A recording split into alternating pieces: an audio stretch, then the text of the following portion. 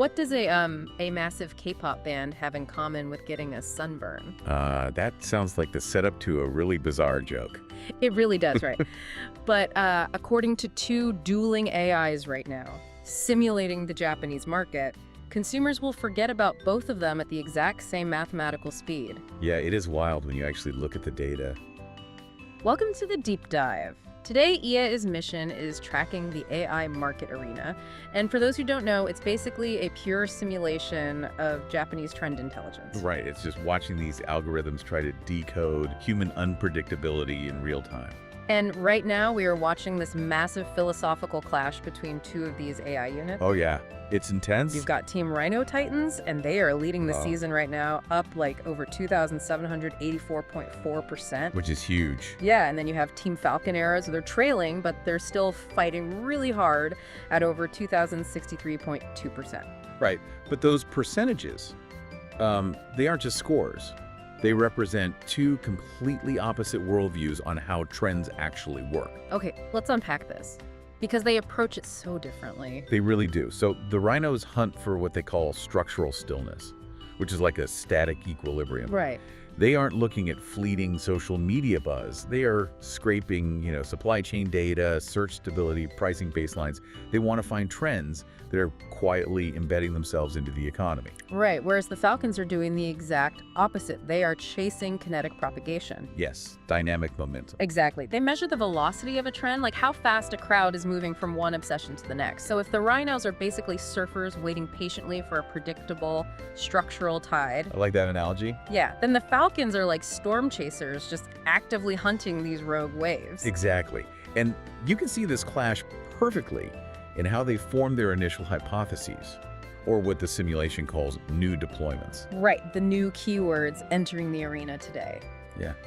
So both units just targeted the exact same autumn tech phenomenon, but from completely different angles, structurally versus kinetically. So the rhinos deployed the keyword iPhone, focusing on electronics, looking at the hard data, new models, spec reveals, hardware pricing. But the Falcons deployed the broader keyword Apple in technology. They are betting entirely on the kinetic momentum and the cultural gravity of the brand itself. Right, during a launch window.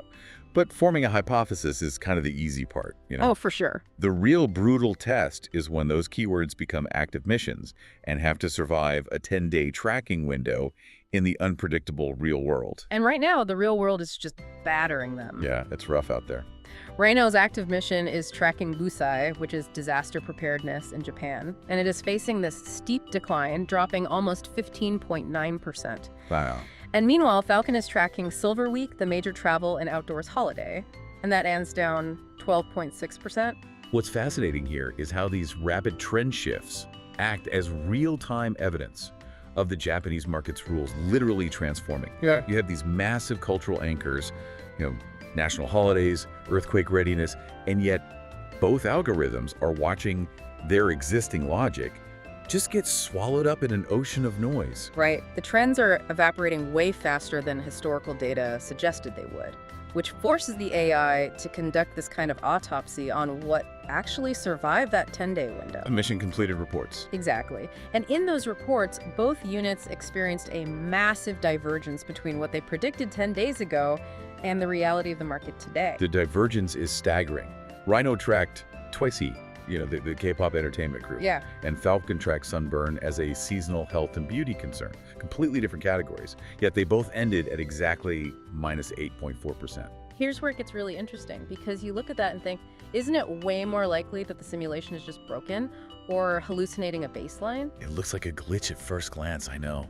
Right. Like, how can a massive music group and skin damage decay at the exact same rate? It's actually a brilliant adaptation to the noise. Think of these algorithms like lighthouses in the dark.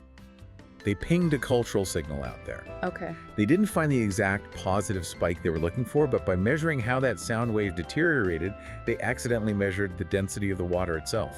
Oh, wow. So by missing the spike, they figured out the underlying math of how fast attention fades. Exactly.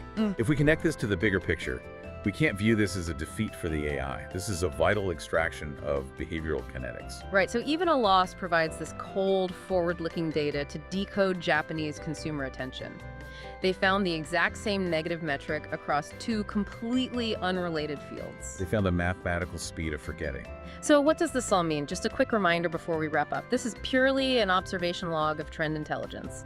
It is a strict simulation, absolutely not investment advice. All right, no financial advice here. We are just watching the AI experiment in real time. But this raises an important question.